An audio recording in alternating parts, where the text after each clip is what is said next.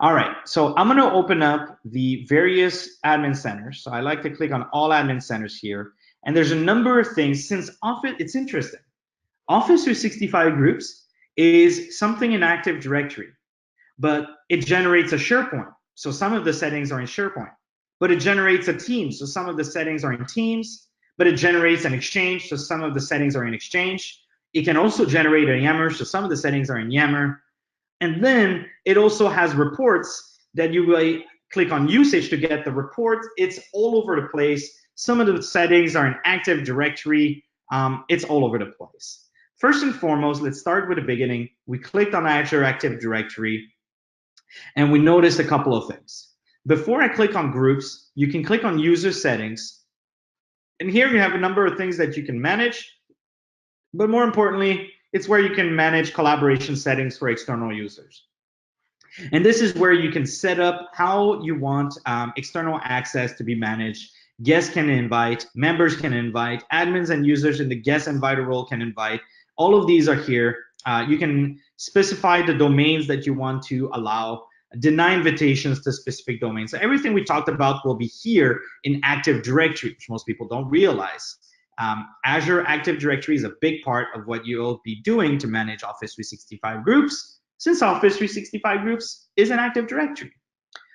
Click on groups, and before you click on individual groups to see what's going on, you have three settings: general, expiration, access reviews.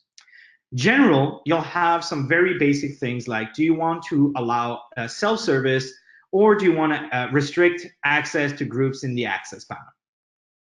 Security groups, users can create security groups. I'm not going to go, I think you can read and figure some of the things out. We've talked about it. I don't want to waste your time either, of course.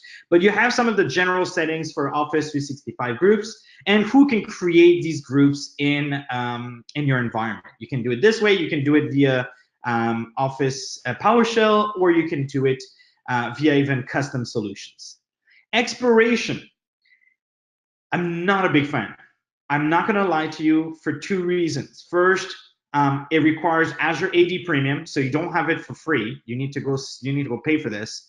And on top of that, the way that it works, and actually I shouldn't say this, you make up your own mind. All I'm going to do is give you the information. But basically you have a group lifetime in days. So you can say after 60 days, 180 days, 365 days from the creation date, right? It doesn't look at the activity. It's based on the creation date. An email will be sent to the owners. If there's no owners, you can specify the email address you want it to go to. And you can apply this rule to all of your Office 365 groups or the ones you manually selected. If you manually select them, it's one at a time, right?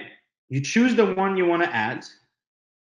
And when you add them, if new Office 365 groups are created, you're going to have to manually come back here and put the policy again and add them manually, of course, because they're only the ones selected.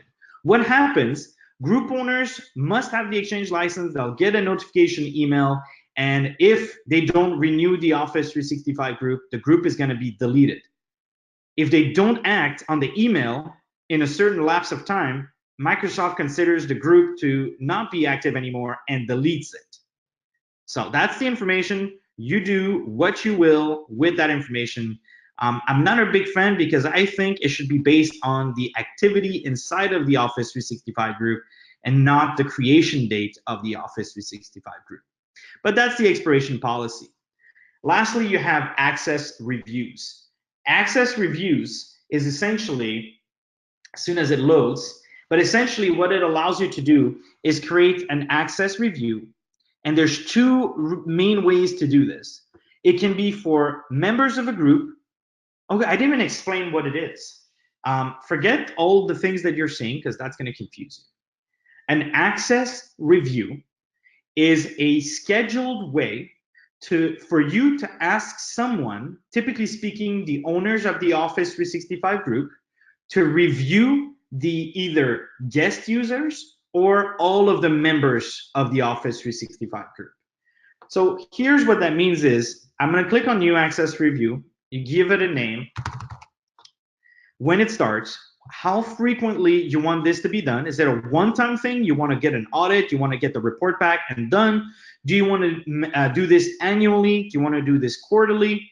And essentially, you can say when it ends, if it's a one-time, who are the users that you would like to review? Members of a group, the guest users, or everyone? So who do you want to review inside of your Office 365 group membership? What's the access you want to review? Let's say guest users only, or let's say everyone. Unfortunately, you have to do this group by group. The last time I checked, at the very least, maybe no, you can still only choose one at a time, select. And now what's going to happen is for the group conference, the owners, the group owners, the reviewers, you can do this as a selected users. This can be members themselves. The person in question can validate whether or not they still should be in this Office 365 group. An email will be sent on the date you specified, on the frequency you specified, and this person that you select here will have to review everyone or the guest users. I like the one for the guest users, and I like to schedule that at least once every quarter.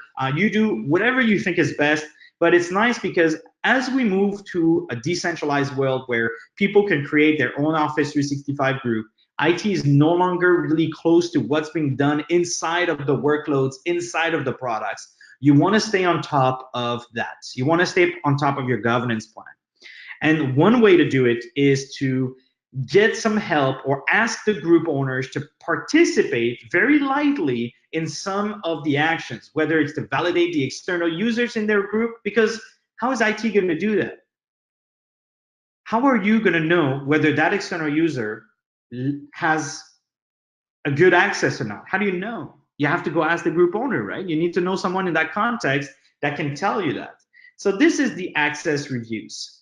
The next thing I want to go over while we're here is inside of the Sharepoint Admin Center. Make sure I don't go over too much time here. Inside of the Sharepoint Admin Center, so let's go to the real Admin Center here. There's a number of things that you can manage, from the sharing settings that you can specify, sharing links, with access control as well on what you can be done, settings here that you want to manage, site creation, whether they're self-service on or off. And all of this will allow you to see from the active sites console all of your SharePoint team sites that are connected to an Office 365 group. So team site. These are all of our Office 365 team sites that are connected to an Office 365 group and what their hub site association are. This is one way to do it, and you can also go to the OneDrive Admin Center and you'll see some other settings regarding the sharing if you would like. Other admin capabilities will be across these other settings. You have all of your Office 365 groups here on the groups with some very basic settings. I almost never do anything here. You can go to the Exchange Admin Center if you want to upgrade your distribution list into Office 365 groups. So very quickly, I click on Exchange. I will then get to a page where I can click on Office 365 groups here. And you will have the capability to convert with this button or this button to convert a distribution list into an Office 365 group. Sorry, this one. Or this button right here. So you have a number of settings and compliance that you can do there. For reports, you click right from the Home Admin Center, click on Usage, and most people don't realize it or haven't seen it. What you have to do is actually click on Select Report first, go to Office 365, and under Groups Activity, you'll have for the last 30 days, for the last 90 days, for the last 180 days, the activity for all of your Office 365 groups. Now you have a number of columns here. You can add the columns that you want to see. There's a ton of them, the group owner, whether it's deleted, whether it has members, external members. You can also export this into a CSV, which will give you a complete, I don't even see, there it is, which will give you a complete detailed information list of all of your Office 365 groups and the info you'd like to see about them. Now, of course, this is my demo environment. It doesn't have that much, but you could tell in your own environment how much information you'd be able to gather. You can then look at the activity, the files for your Office 365 group, and your storage. I then invite you to go to Security and Compliance Center. Actually, not the reports, the actual Security and Compliance Center. This is where most of your administration will happen, most of them. And the reason I say this is Microsoft is moving away from putting security or administration of products with individual products and centralizing your management cross-product, cross-governance in one place, and that's the Security and Compliance Center. Get to know this console because this is the future of managing Office 365. This is where you'll be able to go to classifications and set up labels, and then apply policies to your labels. Labels are associated to your Office 365 groups themselves and every product inside of it, or they can be applied to individual documents. For the purpose of this webinar, I'm obviously talking about the classification for an Office 365 group itself. We're getting close to the end, so I'm going to go very quickly, but you can create a label on the sensitivity to manage content marking, to manage, let me just put a few things here just so we can go through it, whether you want encryption or not, and whether you want content marking, add a watermark and a footer to everything that's going to be created under this label or attached to this label.